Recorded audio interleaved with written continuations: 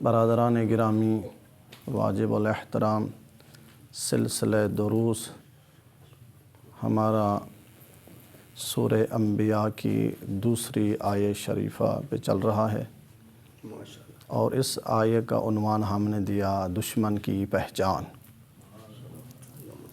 اور خدا ہمیں دشمن کی ایکٹیویٹیز، دشمن کے حربے، دشمن کے حملے اس آیے میں خدا نے بتا دیے کہ تمہارا دشمن کبھی بھی تجھ سے غافل نہیں ہے۔ وہ اور بات ہے، ہم غافل ہیں، لیکن تمہارا دشمن کبھی بھی غافل نہیں ہے۔ وہ ہر وقت ہوشیار ہے، وہ ہر وقت بیدار ہے، وہ اس فکر میں ہے کب اور کس ٹائم تجھ کو نقصان پہنچائے۔ وہ ہر وقت کمین گاہ میں بیٹھا ہوا ہے، تیر کو کمان میں رکھا ہوا ہے اور تمہارا نشانہ بنایا ہوا ہے، اور جو ہی اس کو موقع ملے گا وہ تمہارا شکار کرے گا۔ اور خدا نے ان کے 5 حربے بتا دیے، جو میں رپیٹ نہیں کرنا چاہتا، آپ کے ذہن میں ہوں، رپیٹ کر دوں۔ پہلا حربہ ان کا کیا تھا؟ جنگ نرم، یعنی کیا؟ خاموشی سے دشمن کو مٹا دینا، پتہ بھی نہ چلے، اس کی مثالیں پیش کیں۔ دوسرا ان کا کیا حربہ تھا؟ تمہارے درمیان برائی کو عام کرے۔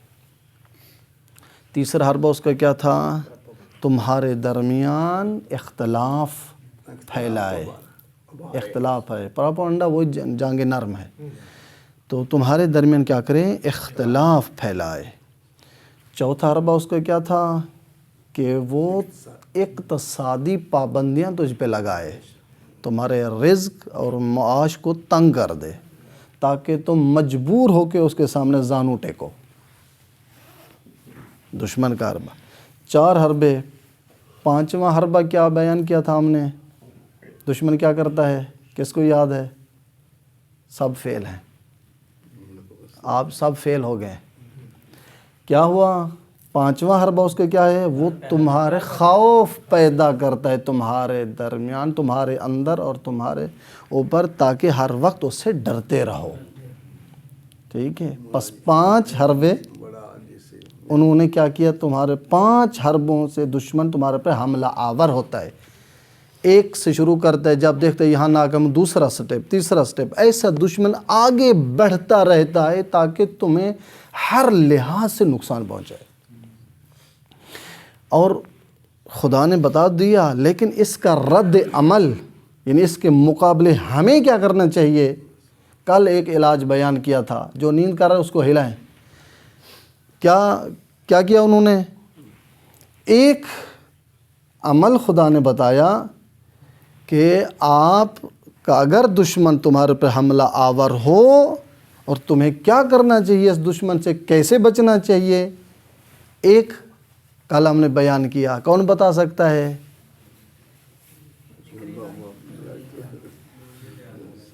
کیا کرنا چاہیے تجھے؟ میں نے ایک روایت پڑھی تھی، الا وَإِنَّ أَعْقَلَ النَّاسِ عَبْدٌ عَرَفَ رَبَّهُ فَأَطَاعَهُ۔ عقل مند بندہ وہ ہے، عقل مند انسان وہ ہے جو اپنے رب کو پہچان لے اور پھر کیا کرے؟ اس کی اطاعت کرے۔ دوسرا طریقہ کیا تھا؟ عقل مند انسان وہ ہے، عقل مند بندہ وہ ہے، عرف عدوہ فعصاہ، دشمن کو پہچانے اور اس سے دوری اختیار کرے۔ بس اللہ نے ایک نسخہ اس کے مقابل کے لیے کیا بتایا؟ پہچان کرو، پھر اسے کیا؟ دوری اختیار کرو۔ بس ایک طریقہ ہو گیا، دشمن سے کیا کرنا ہے؟ دوری اختیار کرنی ہے۔ کب دوری اختیار کریں گے؟ جب انہیں ہمیں پہچانیں گے۔ جب نہیں پہچانیں گے، وہ ہماری صفوں میں ہے، ہمارے اندر ہے، ہمارے لباس میں ہے، ہمیں نقصان پہنچا رہا ہے، آسانی سے نقصان ہمیں پہنچا رہا ہے۔ بس ضروری ہے دشمن کے حربوں سے آگاہ رہنا۔ بس ایک علاج کیا بتایا گیا ہے، کل بیان کیا میں نے، دوری اختیار کرنی ہے۔ اب دیکھیے، امیر المومنین نے حضرت مالک کو ایک نامہ خط لکھا تھا۔ کیا کہا تھا؟ یا مالک، وَلَكِنَّ الْحَذَرَ الْحَذَرَ من عدوِّكَ بعد الصلح. صلح کے بعد اپنے دشمن کی پہچان رکھنا، اسے ڈر، اس سے ڈر خوف زدہ ہو. کب؟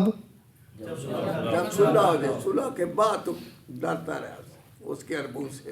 کیوں؟ جب وہ آپ کی صفوں میں آئے گا تو نقصان میں ہو جائے گا، تجھے تباہ کر دے گا. لہٰذا کیا ہوا نسخہ، کیا ہوا، کیا کرو ان سے؟ کہ حضرت کیا بتانا چاہتے ہیں؟ دشمن سے ہر وقت ہوشیار میں رہے، ہر وقت ان سے خوف زدہ رہے تو بچ پائے گا. اب دیکھنا، مکے میں 13 سال تک جنگ نہیں ہوئی. مکے میں کیا ہوا؟ جب پیغمبر اکرم مکے میں اعلان کیا کہ میں نبی ہوں، میں اللہ کی طرف سے بھیجا ہوا تمہاری طرف ہادی اور لیڈر ہوں، تمہارا رہنما ہوں، 13 سال تک جنگ نہیں ہوئی. اسی وجہ سے کہا گیا اسلام کبھی جنگ کے آغاز کرنے کا حکم نہیں دیتا. اسلام نہیں کہتے جا کے جنگ کرو، دفاع کرو. اسلام دفاع کا کہتا ہے. جب دشمن تم پہ حملہ کرو اب گھر نہ بیٹھو، اب دفاع کرو. اگر تم گھر میں بیٹھے رہے، دشمن تم دروازے پہ آ تجھے قتل کر دیا، یہ نہ کہ وہ شہید ہیں بلکہ سمجھو مردہ ہو. کیوں؟ جب دشمن تمہارا ہوشیار ہو کہ تمہارے سامنے ہے، تم گھر کیوں بیٹھے؟ وہ تمہیں نکلنا چاہیے، اس کا دفاع کرنا چاہیے. لہٰذا 13 سال جنگ نہیں رہی. اور خدا اپنے حبیب کو کیا کہہ رہا ہے؟ فرمائے ادعو الی سبیل ربک بالحکمت والموعظۃ الحسنہ وجادلہم باللتی ہی احسن. کیونکہ جب جنگ نہیں ہے تو پھر ہمیں کیا کرنا چاہیے؟ خدا کہہ رہا ہے میرا نبی جب جنگ نہیں ہے تو تجھ کو بھی میرے راستے پہ لوگوں کو بلا. کس طرح؟ حکمت اور موعظہ نصیحت احسن کے ذریعے، جھگڑے کے ذریعے نہ بلا. جبر کسی کو نہ کہ نماز پڑھ، جبرن بچے کو نہ ڈانٹ بیٹا نماز پڑھ، نہیں، آپ نے نصیحت کر دی، بتا دیا، اب اس کے اختیار میں ہے. بیوی کو آپ نے بتا دیا نماز واجب ہے، احکام واجب ہیں، روزہ واجب ہے. اب ڈنڈے اور سوٹی پتھر کے ذریعے نماز نہیں پڑھی جاتی، عبادت نہیں رکھی جاتی. اگر یہ کام نہ ہوتا تو خود پیغمبر یہ کام کرتا، امام یہ کام کرتے. اس کا اثر برا ہے. دوسرا کیا کام ہے؟ بالحکمت والموعظۃ الحسنہ. اگر کسی کو نصیحت بھی کرنی ہو، ڈانٹو نہیں، جھگڑا نہ کرو، لڑائی نہ کرو. کسی کو نصیحت بھی کرنی ہے نا. اگر دیکھ رہے ہو آپ کا باپ غلطی بھی ہے، باپ کو ڈانٹو نہیں. تو بوڑھا ہے، اتنے طرح عمر ہوگی، تجھے سمجھ کو ہم بڑے جدید ٹیکنالوجی کے افراد ہیں، ہم علم والے لوگ ہیں، یہ زمانہ ترقی کا زمانہ ہے، آپ کو تو پتہ ہی نہیں تھا. یہ بات غلط ہے. باپ کو ڈانٹنا نہیں چاہیے، اچھا ماں کو ڈانٹنا نہیں چاہیے، بہن کو ڈانٹنا نہیں چاہیے، بلکہ کیا کرنا چاہیے؟ اگر نصیحت بھی کرنی ہے احسن طریقے سے کریں. مثال پیش کروں تاکہ بات واضح ہو جائے. ایک مرتبہ امام حسن اور امام حسین نے صلی اللہ علیہ وسلم دیکھا 70 سال 80 سال کا بوڑھا ہے، وضو غلط کر رہا ہے. کون دیکھ رہے ہیں؟ دونوں حسنین شریفین، ہادی لیڈر امام خلیفۃ اللہ دیکھ رہے ہیں. ایک آدمی کیا ہے؟ وضو صحیح نہیں کر رہا. اب آقا آ کے نہیں کہا اے بوڑھے تجھے اتنا عرصہ ہو گیا ہے، داڑھی سفید ہو گئی ہے، تجھے وضو کرنا نہیں آتا؟ نہیں. کیا کہا؟ اب دیکھیں طریقہ ہوتا ہے ہر چیز کے سمجھانے کا. اگر طریقے سے ہٹ کے کام کرو گے نقصان ہوگا، وہ دوسرا مقابل ہٹ دھرم ہوگا. بجائے نصیحت کے وہ ضد کرے گا، ضد نقصان ہے. اب کیا کیا امام حسن امام حسین نے؟ اے ان کے قریب کہا یا شیخ، اے بزرگ.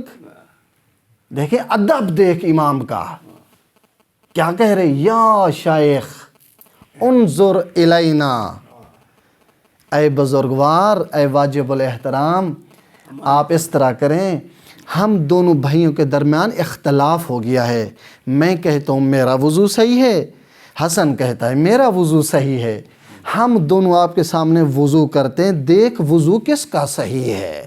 واہ واہ واہ، سبحان اللہ سبحان اللہ، اللہم صلی۔ انہوں نے کہا ٹھیک ہے آقا وضو کریں آپ۔ دونوں بھائیوں نے وضو کیا، پہلے امام حسن نے وضو کیا، اس کے بعد پھر امام حسین نے وضو کیا۔ اب یہ بزرگ فوراً دونوں کو کہتا ہے اے حسنین شریفین، تم دونوں کا وضو صحیح ہے، میرا وضو غلط ہے۔ واہ واہ واہ واہ، کیا ہے یہ؟ ہے طریقہ۔ کسی کو اگر آپ نے اصلاح بھی کرنی ہے اس کا طریقہ ہوتا ہے۔ اب اس طرف سے آئیں، جو آپ سے بڑا ہے اگر وہ دیکھ رہا ہے میرے اندر غلطی ہے، اس کو بھی تسلیم کرنا چاہیے، اس کو بھی اپنی غلطی ماننی چاہیے، اس کو بھی آپ سے چھوٹے کی نصیحت کو قبول کرنا چاہیے۔ وہ بھی یہ نا کہ مجھ سے تو چھوٹا ہے، تو کل کا بچہ ہے، تو مجھے سمجھا رہا ہے، میں 70-80 سال کا بوڑھا ہوں، تجربہ کار ہوں، میں یہ ہاں تو کل کا بچہ ہے، تو مجھے نہیں، آپ کو بھی یہ نہیں کہنا چاہیے۔ جو آپ سے چھوٹا ہے اس کو بھی ادب کے طریقے سے جواب دے۔ اگر وہ بات صحیح کر رہا ہے تو ہاں، اگر وہ بات صحیح کر رہا ہے، نصیحت آپ کو صحیح کر رہا ہے، اگر آپ کے اندر غلطی پائی جا رہی ہے تو آپ بھی اس کی بات کو تسلیم کر، مان لے۔ پس کیا کیا خدا نے؟ پیغمبر کو کہا 13 سال جب جنگ نہیں رہی، آپ کو بھی جنگ نہیں کرنی، ڈانٹنا نہیں، بلکہ اگر آپ نے میرے راستے پہ بلانا ہے، حکمت اور موعظہ حسنہ کے ذریعے میرے راستے پہ بلا۔ اور یہ موعظہ حسنہ، یہ نصیحت اچھی، جادلہم باللتی ہی احسن، یہ جھگڑے سے کئی گنا بہتر ہے۔ لڑائی جھگڑے سے کئی حصے یہ بہتر ہے۔ اب دیکھیں دوسری مثال تاکہ بات واضح ہو جائے۔ جنگ صفین سب نے نام سنا ہوا ہے، اس لیے پیغمبر ہو یا اس کا جان نشین ہو، کبھی بھی ان ہادیوں نے جنگ کی آغاز نہیں کیا، جنگ کی ابتدا ان سے نہیں ہوئی، دشمن کی طرف سے ہوئی۔ پیغمبر نے بھی جب جنگیں کی کبھی ابتدا نہیں کی، دشمن نے جب حملہ کیا پھر پیغمبر نے دفاع کے لیے باہر اپنا فوج کو نکالا۔ اسی طرح امیر المومنین جنگ صفین جب شروع ہوئی، امیر المومنین نے دیکھا کہ دشمن شام سے لشکر کو لے کر اب کوفے حملہ کرنے کے لیے روانہ ہو چکا ہے، اب گھر بیٹھنا یہ صحیح نہیں تھا۔ امام نے کیا کیا؟ لشکر کو ساتھ لے کے دشمن کے مقابلے کے لیے باہر نکلے کوفہ سے۔ ایک جگہ ہے جو عراق کا حصہ اور شام کے حصے کے درمیان کو صفین کہا جاتا ہے۔ یہ حصہ جو ہے یعنی عراق کا بارڈر اور ایران کا شام کا بارڈر، اس کے درمیان کے حصے کو اس دوران میں کیا کہتے تھے؟ صفین۔ اب آقا کوفہ سے نکلے لشکر کو لے کر اسی بارڈر پہ پہنچے، دشمن بھی بارڈر پہ پہلے پہنچے، اپنے خیمے لگائے ہوئے تھے۔ یہ امیر المومنین نے 3 دن تک جنگ نہیں کی، بڑی غور طلب گفتگو ہے، 3 دن تک جنگ نہیں کی۔ اب آقا کے جو سپاہی تھے ان کے درمیان اختلاف ہو گیا، ایک دوسرے کو کیا کہتے؟ اس کا مطلب ہے علی دشمن کو حق سمجھ رہا ہے، اس کا مطلب ہے علی دشمن سے ڈر گیا ہے۔ کون کہہ رہے ہیں؟ ساتھی کہہ رہے ہیں، کہتے 3 دن سے ہم کو گھر سے نکالا ہوا ہے، 3 دن سے ہم بیٹھے ہوئے، جنگ نہیں کر رہا علی، بابا موقع دیں، ہم لڑتے ہیں، دشمن ختم کرتے ہیں۔ آپس میں یہ باتیں کرنا شروع کی، یہ بات امیر المومنین تک پہنچی۔ آقا نے بلایا، خطبہ شروع کیا۔ کیا کہا تم نے میرے بارے کہا کہ میں دشمن کو حق پہ سمجھ رہا ہوں، اگر حق پہ سمجھتا، وہ اس کو صحیح سمجھتا، کوفہ سے باہر نہ نکلتا، جنگ کے لیے وہاں سے یہاں نہ آتا۔ دوسری بات آپ کہہ رہے ہو کہ میں ڈر گیا ہوں، اگر میں ڈر جاتا، میں 13 سال کا جب میرا سن تھا، میری ایج تھی، اللہ کے نبی کے ساتھ جنگ کرتا تھا، جب سب لوگ فرار کر گئے تھے میں علی اکیلا تھا، فرار نہیں کیا. میں نے فرار نہیں کیا. جب اس وقت 13 سال کی ایج میں علی خوف زدہ نہیں ہوا, علی نہیں ڈرا, تو کیا آج علی اس دشمن کے سامنے ڈر رہا ہے؟ ان کی آنکھیں کھلی. کہا آقا پھر دیر کیوں کر رہے ہو؟ کہا ہاں اس لیے دیر کر رہا ہوں, فَعَسَىٰ أَن يَحْتَدُوا او یحتدی فمنہم طائفتن, میں اس لیے انتظار کر رہا ہوں میرے مخالف, میرے دشمن کوئی ایک صحیح راستے پہ آ جائے. علی کا ہدف پورا ہے, علی کا مقصد پورا ہے, کوئی ایک ہدایت یافتہ ہو جائے, ان لشکر میں کوئی ایک آ جائے. اسی انتظار میں جنگ نہ کروں, ویسے ہی ہدایت کے راستے پہ یہ آ جائیں, اس لیے میں رکا ہوا ہوں. بس کیا ہے, جنگ کی ابتدا اسلام سے نہیں ہوئی. دوسری مثال, جنگ جمل کا نام سنا ہوا ہے؟ جنگ جمل کا آغاز بھی حضرت علی سے نہیں ہے, بلکہ دشمن کی طرف سے جاگا. مکے سے لشکر نکلا علی کے مقابلے میں, مسلمانوں کا لشکر, لیکن پھر بھی علی آرام. لوگوں نے کہا یا علی لشکر آ گیا ہے, یا علی وہ اسلحے ہیں سب کچھ آمادے, ابھی تک بیٹھے ہو. کہا میں اسی انتظار میں, ہو سکتا ہے ان کو سمجھ آ جائے. میں جنگ کی ابتدا نہیں کرتا, کیونکہ جنگ کی ابتدا ہم سے نہیں ہے, ہم ہادی ہیں, لیڈر ہیں. ہم اسی انتظار میں ہوتے کوئی ایک بغیر تلوار کے ہدایت یافتہ ہو جائے, بغیر لڑائی کے, بغیر جھگڑے کے, ہمارا ہدف ہے. جنگ جمل شروع نہیں ہوئی. حضرت علی نے حجت کے طور پر, ایک شخص ہے جس کا نام ہے مسلم مجاشعی. کیا نام ہے اس کا؟ مسلم مجاشعی. یہ جوان ہے اور حافظ قرآن ہے, قاری قرآن ہے. پس قاری قرآن کس کو ہونا چاہیے؟ جو علی کا ماننے والا ہے. حافظ قرآن کس کو ہونا چاہیے؟ جو علی کا پیروکار ہے. بے شک بے شک.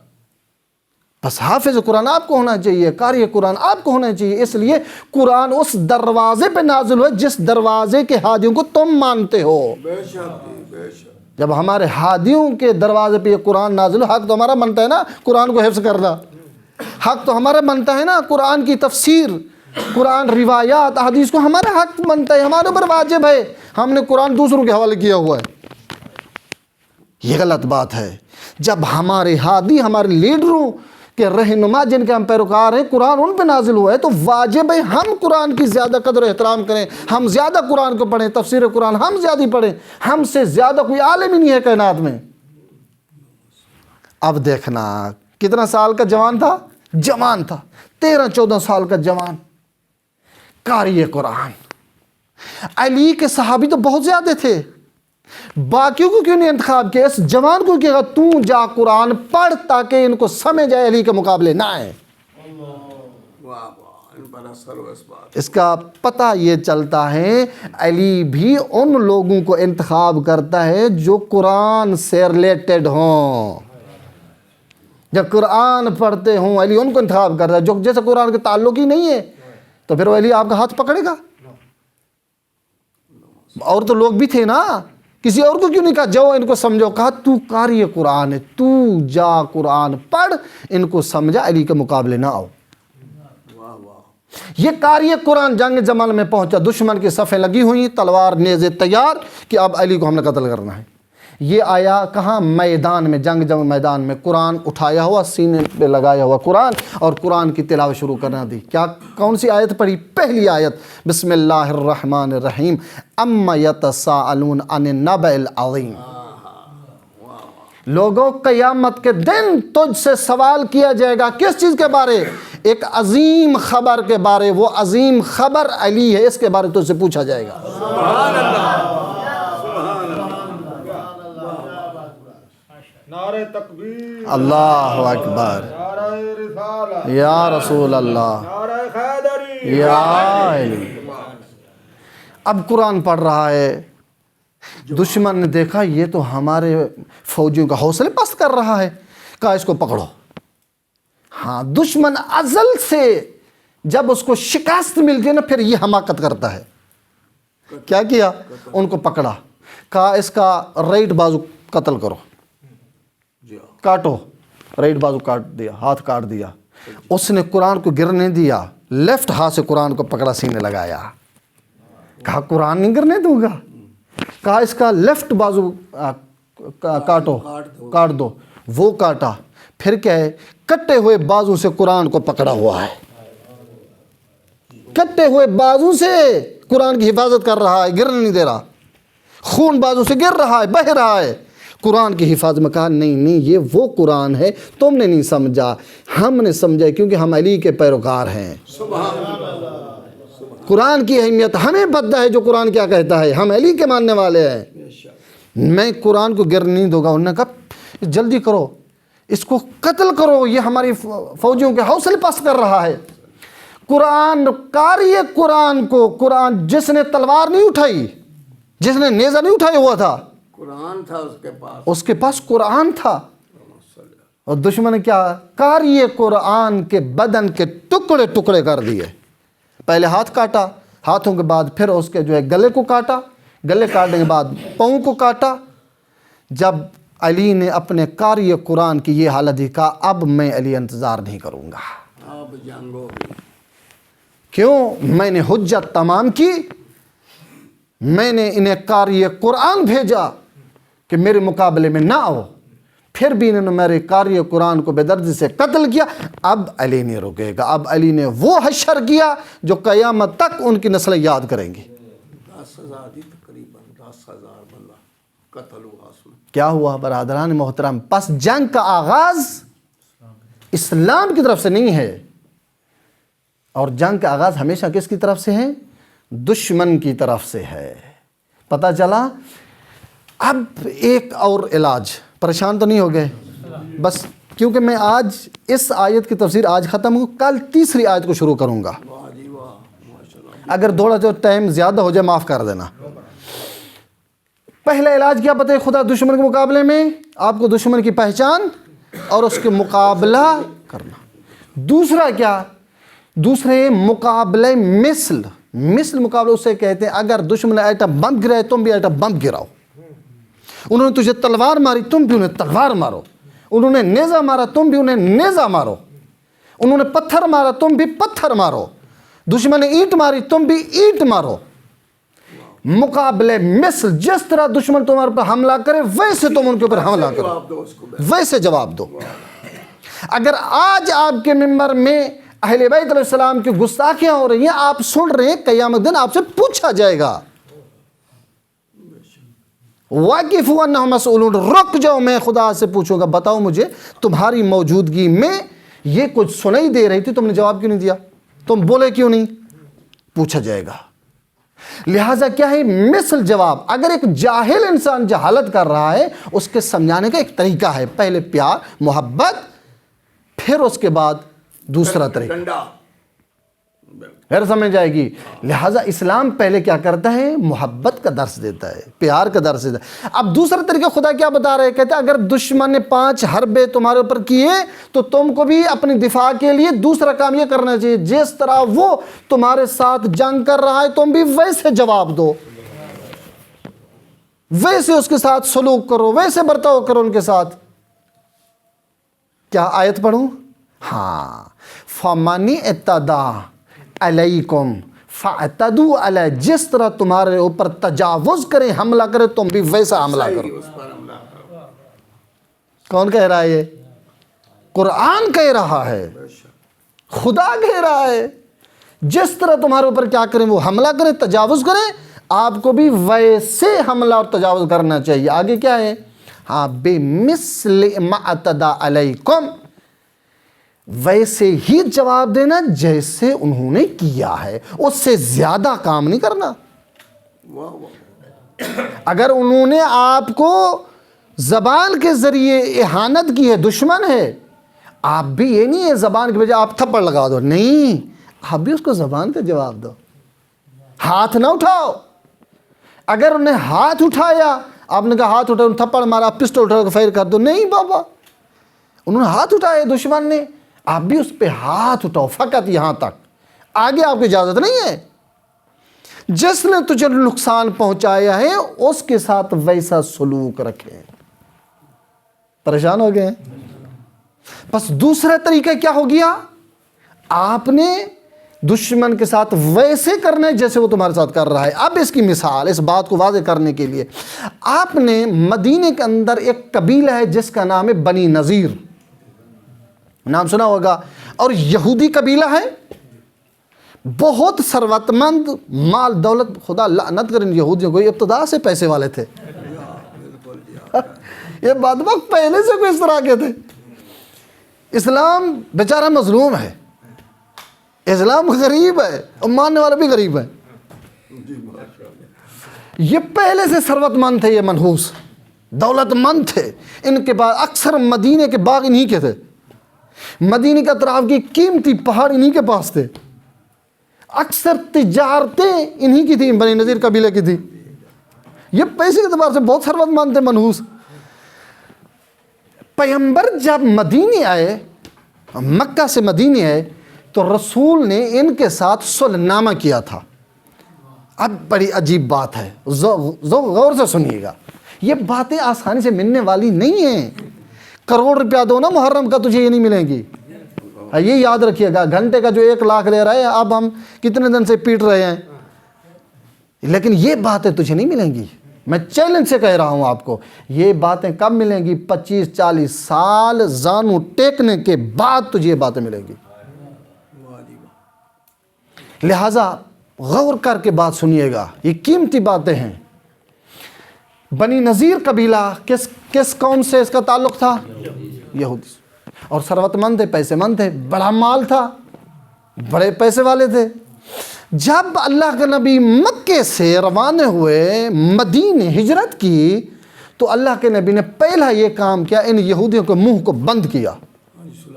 کیا کیا؟ صلح نامہ کیا. کہا دیکھو، مجھے جانتے ہو نا، میں کسی کو تکلیف نہیں دیتا. دیکھو آپ میں مل کر زندگی کرتے ہیں، ہم ایک دوسرے کے مقدسات کی توہین نہیں کرنی. یہ جو مجتہدین کہہ رہے ہیں مقدسات کی توہین نہ کرو، یہ ان کی بات نہیں ہے. یہ خود رسول اکرم نے یہ بات کہی کہ ہم آپ کے جو آپ کے مقدسات ہیں، آپ کے انبیاء ہیں، جس کو تمہاری کتابیں ہیں ولو تحریف ہو چکی ہیں، تم نے تبدیل کر دی، پھر بھی ہم آپ کی کتابوں کو کچھ نہیں کہیں گے، اور آپ کے نبیوں کے بارے ہم کچھ نہیں، کیونکہ وہ نبی ہمارے واجب الاحترام ہیں، ہم کچھ نہیں کہیں گے. اور تم بھی ہمارا احترام کرو، تم بھی ہمارے مقدسات کی توہین نہ کرنا. Do respect, take respect. کیا ہوا؟ پیغمبر صلح نامہ کیا، صلح نامہ کیا، قول نامہ لکھا گیا. اب صلح کے بعد 2 سال گزرے. صلح کے کتنا گزرے؟ 2 سال. یہ صلح نامہ کتنے سال کا تھا؟ 10 سال کا. رسول نے کہا 10 سال تک تم لوگوں نے ہمارے ساتھ چھیڑ چھاڑ نہیں کی، نہ ہم نہ تم، پرسکون رہو. کہا ٹھیک ہے. 10 سال کا صلح نامہ، کیونکہ یہودی خدا ان کو ذلیل کری، ابتدا سے شیطان ہے اور ازل سے یہ شیطانیت کر رہے ہیں، اور آج تک یہ دنیا میں جو مشکلات ہیں یہودی کی وجہ سے ہے، اسی امریکہ اسرائیل کی وجہ سے.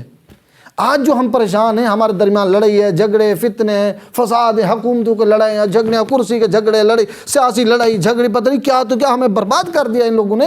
یہ ابتدا سے بدبخت شیطان ہیں اور ازل سے یہ فتنہ کر کے آ رہے ہیں، لیکن ہم غافل ہیں، ہم ان دشمن کو سمجھ نہیں رہے کہ کتنا خطرناک دشمن ہمارے ساتھ کیا کر رہے ہیں. اب سنیے، 2 سال گزرے، ان کے اندر شیطانیت شروع ہو گئی. ایک شخص ہے ان یہودیوں کا، بنی نذیر قبیلے کا بڑا لیڈر، جس کا نام ہے کعب بن اشرف. کیا نام ہے اس کا؟ قبیلہ بنی نذیر کا بڑا لیڈر، جس کا نام کیا ہے؟ کعب بن اشرف. یہ ملعون انہوں نے فتنہ کرنا شروع کر دیا. کہا یار یہ جو صلح نامہ ہو گیا ہے نا، اب اس سے فائدہ اٹھاؤ، چپ ہی چپ اس پیغمبر پہ حملہ کرو، کیونکہ انہوں نے ہمارے ساتھ صلح کی ہوئی ہے، وہ جنگ نہیں کریں گے، ان کو مارو. آج جو اسرائیل آج سے کئی سال پہلے فلسطین کے ساتھ صلح نامہ کیا، صلح کے بعد فوراً چاہے جنگ شروع کر دی. یہ آج کی بات نہیں ہے، ان کے آباء و اجداد کا یہ رویہ تھا. صلح کرنے کے بعد، وعدہ دینے کے بعد پھر مکر جاتے ہیں. یہ اپنی بات پہ رہتی نہیں ہے. یہ ابا اجدادی ان کا یہی کام سلسلہ ہے. پیغمبر نے ان کو سمجھانے کے لیے ان قبیلے کے پاس اللہ کا نبی چلا گیا. قبیلہ بنی نذیر کے پاس چلے گئے. قبیلہ بنی نذیر کے پاس بیٹھے تو اس یہودی نے کہا دیکھو آج اسی کی تو ہم تلاش میں تھے, اکیلا آ گیا ہمارے پاس, بہترین موقع ہے. کیا کرو, 4-5 آدمی کو اکٹھے کہا یہ آپ چھت پہ چڑھ جاؤ, ایک بہت بڑا پتھر رکھو, اور جب یہ کمرے سے باہر نکلے گا میں اشارہ کروں گا, وہ بڑا پتھر اس کو پہ گرا دو. تو پھر پوچھیں گے آپ نے ہمارے نبی کو مرحم, کہیں گے وہ ہم نے کہا ہمارا پتھر اچانک سے گرا میں مر گیا تاکہ ہمارے اوپر ہاتھ نہ آئے. کتنا یہ خبیث ہے, ان کی شیطانیت دیکھیں آپ. کہا ہمارے اوپر ہاتھ نہیں آئے گا. آج بھی وہی کام ہو رہا ہے. یہودی جس سے بھی ڈرتے ہیں نا, آج ایکسیڈنٹ کے ذریعے مروا دیتے ہیں. کتنی ہمارے ڈاکٹر, کتنے ہمارے سائنسدان, کتنا بڑے بڑے لیڈر ہماری سی ایکسیڈنٹ کے مروا دیے تاکہ پتہ نہ چلے. اگر معلوم ہوتا ہے نا بھی آدمی مر کیا کہتے ہیں, یار ایکسیڈنٹ ہوا, اب کسی کو پتہ ہی نہیں ہے ایکسیڈنٹ کیا ہوا. کوئی نہ شور مچائیں گے, نہ یہ تماشا کریں گے, نہ اٹھیں گے, ہمارا مقصد پورا دشمن کو بھی ختم کر دیں گے. یہ ابتدا سے ان کی سوچ آ رہی ہے, ان کم بختوں کی, منحوسوں کی. اور انہوں نے کیا کہا, کہا یہ کرو پتھر گرانا. یہ جو ہی کہا یہیں پہ جبرائیل نازل ہوا.